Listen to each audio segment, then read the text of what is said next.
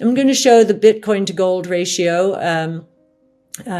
Many people call Bitcoin digital gold. We would put it in that category, a store of value, a risk-off asset. And last year, during the regional bank crisis in March, Bitcoin shot up 40% as the KRE, the regional bank index, was imploding. And here again, the regional bank index is acting up. And after a little bit of a correction, after 11 ETFs were introduced, we are seeing Bitcoin catch a bid again. So this idea that it's a flight to quality or a flight to safety is reasserting itself here. The reason we believe Bitcoin went down after the ETFs were introduced is because there was a lot of anticipatory buying before Bitcoin or the ETFs came out. There was a bit of the sell on the news. These are the trading types who just are very opportunistic in that way. As you know, or if you've been listening to In the Know, 15 million of the 19.5 million Bitcoin outstanding are in what we call strong hands. They haven't moved their Bitcoin in more than 155 days. And this chart just shows you that even relative to gold, Bitcoin has been rising. There's now a substitution into Bitcoin. And we think that is going to continue now that there is a much easier way, less friction-filled way to access Bitcoin. CEO Cathie Wood stands out as one of the most prominent crypto enthusiasts, particularly regarding Bitcoin. In her latest investor update, she outlined her belief that Bitcoin will surpass the market cap of gold, surging to over $650,000 per coin. Cathie likened Bitcoin to digital gold, emphasizing its role as a store of value and a safe haven during turbulent financial times.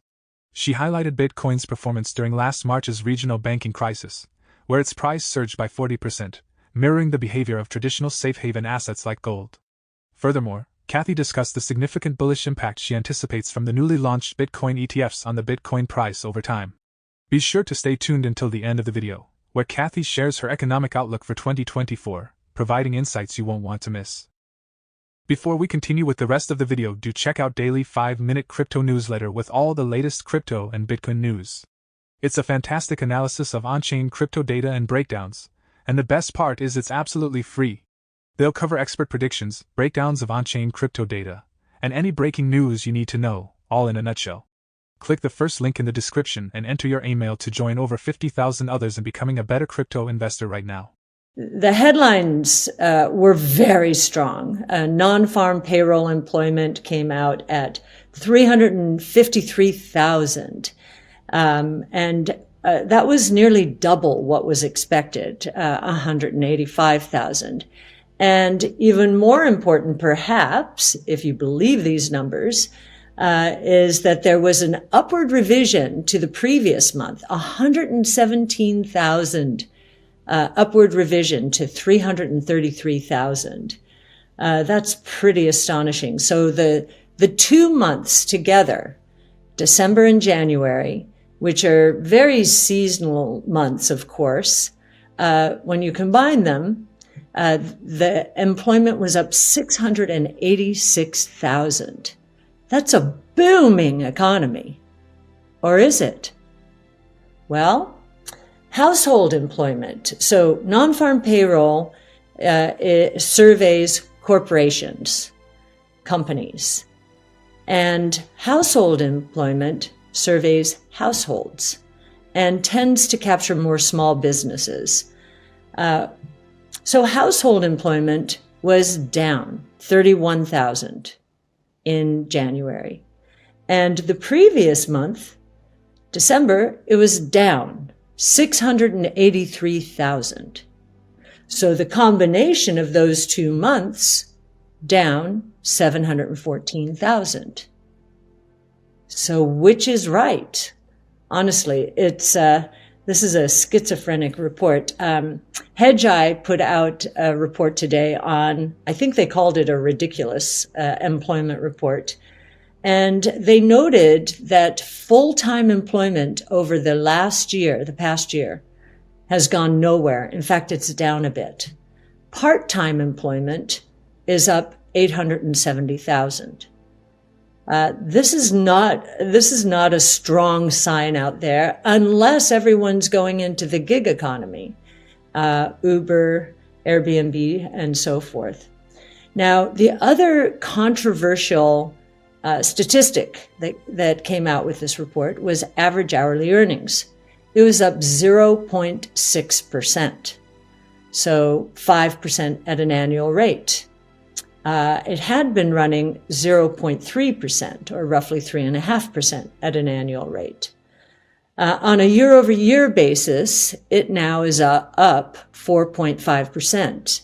Previous month, it had been up on a year-over-year basis by 4.1%.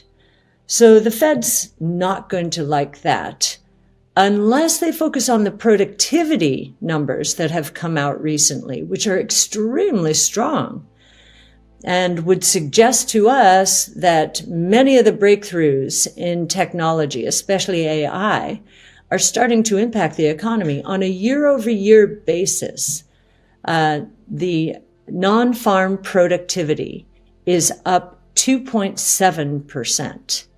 So 4.5 minus 2.7 is roughly, I guess, let me do the arithmetic there, 1.8%. So that's below the Fed's 2% target. Another interesting statistic in this report, which may have been weather related, was that the average work week dropped 0.6%. The only time that steep a decline happens is either in bad weather or a recession. And so we may have both in this rolling recession that we've been talking about. I'm taking this one a little more seriously because in December, meaning seriously than just weather, in December, it also was down 0.3%. So that's 2 consecutive months. And we're also very focused on real world data that's been coming out. You see that UPS is laying off 12,000 people. You see a lot of layoff announcements. And one of the reasons you're seeing these announcements is revenue growth for many companies has gone negative. In fact, in what I would call the traditional world or the old world, the non-digital world, we're seeing negative revenue growth, 3M minus 4.5% year over year. That's volume and price down. That's the equivalent of nominal GDP. UPS down 7.8% on a year-over-year basis. And these companies touch the world, and maybe that's what's going on right now. China seems to be in a downward spiral. Certainly its stock market is looking that way. And the statistics are disappointing. Perhaps the debt load associated with 20 years of buy the dip property transactions in China reached an untenable point. Many statistics out of China are negative. And Europe, by some measures, is in recession. So maybe these multinationals are suffering more because of what's going on in the rest of the world. But I do think we are not isolated from the rest of the world. So again, lots of confusion. And anyone who's been listening to In the Know for a while knows that I've been saying it's going to be very confusing. And this is just one indication. Just one more thing before I introduce you or reintroduce you to Brett. When I first started in the business, in the late 70s, I was in college, I heard portfolio managers back then talking about the worst mistake they had made in their lives, their professional lives. In the early 70s, after we went off the gold exchange standard and all hell broke loose, prices started going crazy. We had the oil embargo, quadrupling of oil prices. Most economic indicators were in nominal terms. They didn't break out real from price or real from inflation. And because of that, they looked at earnings exploding, and they could not understand why the market was going down. And they kept buying the dip, buying the dip. It was a big mistake, because what was happening back then was inflation was the only reason earnings were going up. And the market doesn't pay for earnings caused by inflation. And so that's when we started separating inflation from real growth. And we've been there ever since.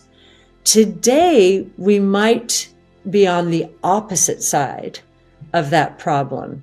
Now, most portfolio managers, as they're gauging the health of the economy, they look at real GDP.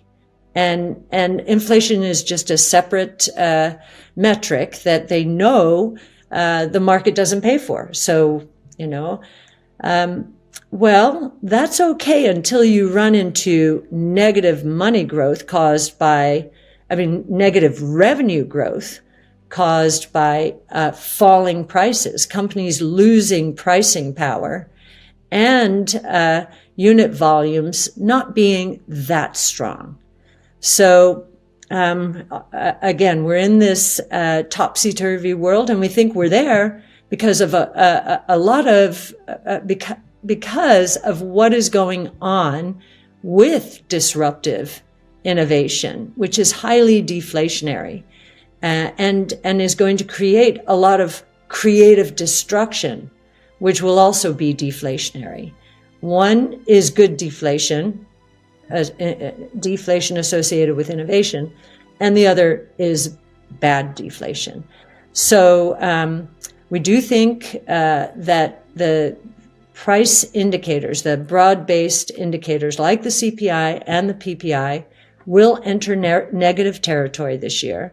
We've been talking about the bigger risk being deflation for quite some time.